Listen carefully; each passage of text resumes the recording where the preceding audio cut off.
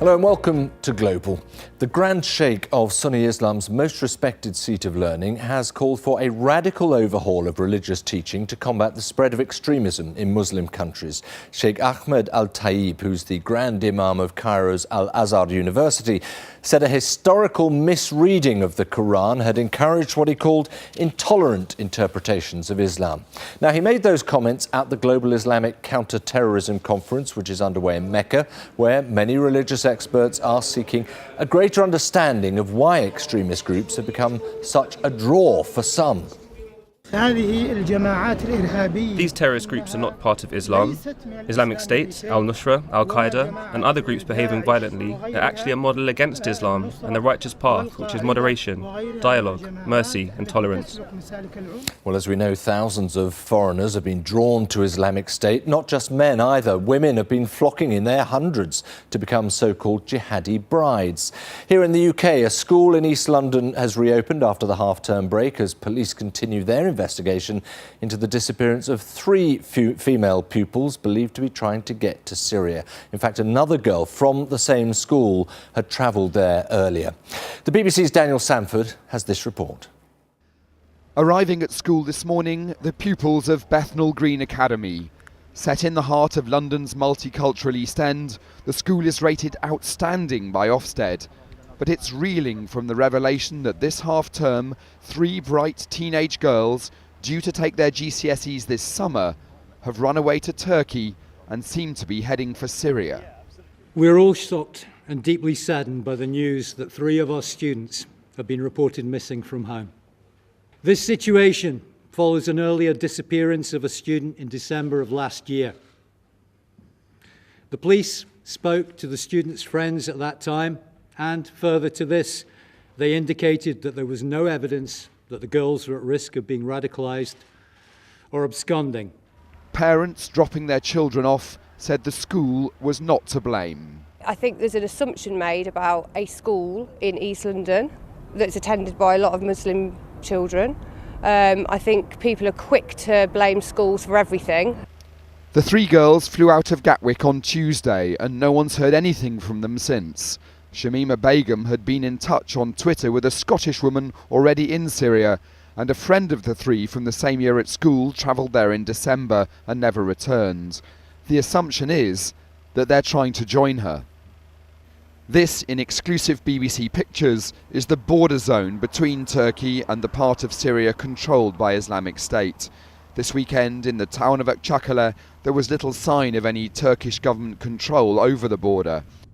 A people smuggler told us that foreign women wanting to get into Syria are usually brought to the town by Turkish smugglers and handed over to IS fighters at the frontier.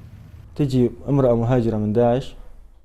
handover is always done right on the border, he told us. It's done in the presence of a woman IS member who waits with 2 IS fighters.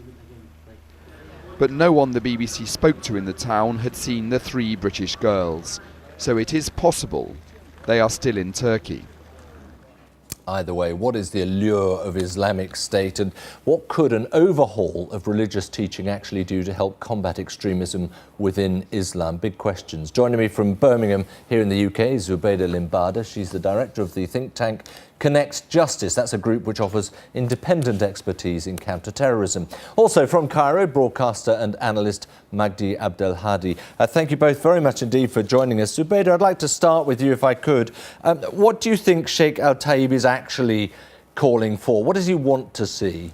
I think it's clear to kind of point out that he's not calling for Islamic reform per se. So whilst he's advocating kind of more traditional methods in terms of teaching within educational establishments, it will be interesting to see how that message is actually heard within a Western Muslim context, within the kind of the schools here, the madrasas here, for example. And I think the other thing that he's doing quite clearly within this context, within the conference context, is challenging and reclaiming the ground that the jihadists have claimed from the scholars, from the religious organisations, in order to counter extremism from their side. Right, that is a big challenge. Magdi, is this conference going to help in any respect in that regard? We've heard calls like this before, haven't we?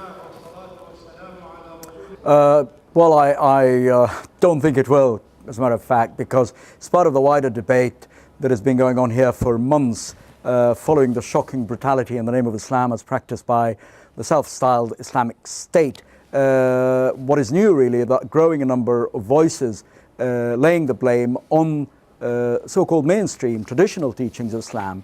The argument that this has been somehow hijacked has been dismissed. Al-Azhar itself has come under a lot of criticism that some of those texts and teachings by the Prophet used by ISIS are actually still in the Al-Azhar curriculum.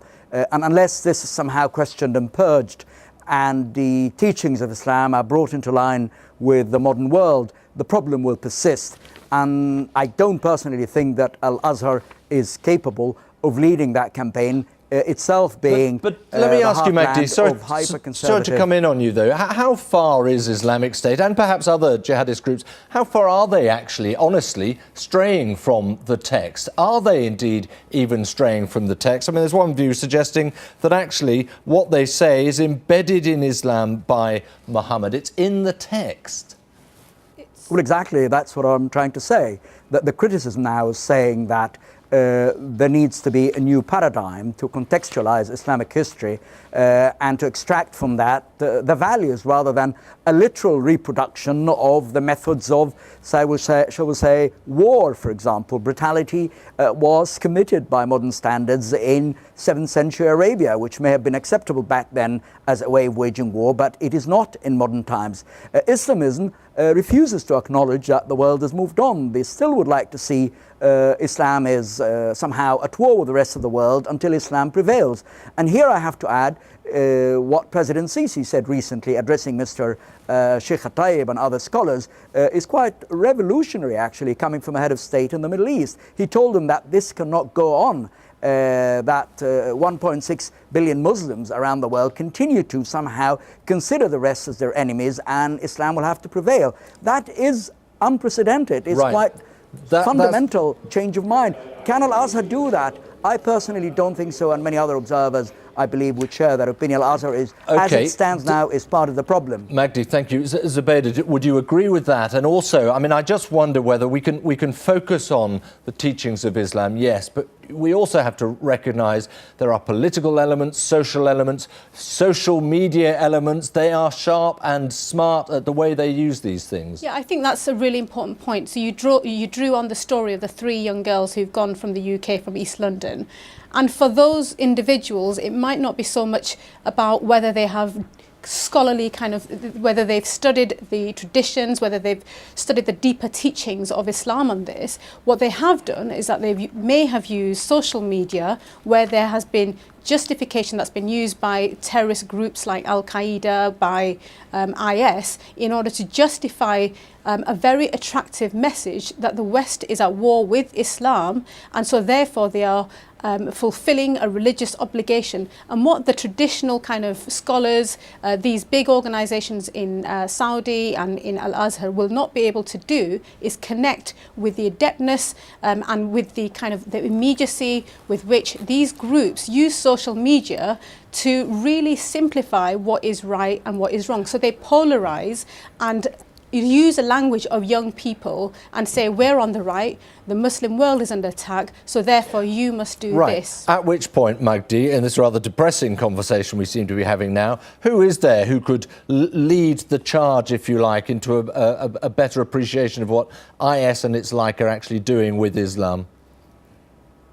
I don't think it will come from the religious establishment in Egypt or elsewhere. It will have to come from writers, artists, politicians, and I don't see a major reform movement coming from within religious establishment, being here Egypt or even more so in Saudi Arabia. Let me just briefly remind you of something I heard last Friday at the end of the Friday prayer sermon. The Imam called for Allah or the God to help Muslims conquer their enemies. Is Islam at war? Are Muslims here in Egypt at war? Certainly not. But it is that worldview which persists from the 7th century, which is at the heart of the problem. Let me just let Zubaydah get in with a quick last word I've just there. come back from the Countering Violent Extremism Summit in Washington over last week, and it's very interesting in terms of the language that was used there by President Obama in terms of saying that the West is not at war with Islam and Islam is not at war with the West, i.e. he's trying to point out the fact that these two worlds are not polarised.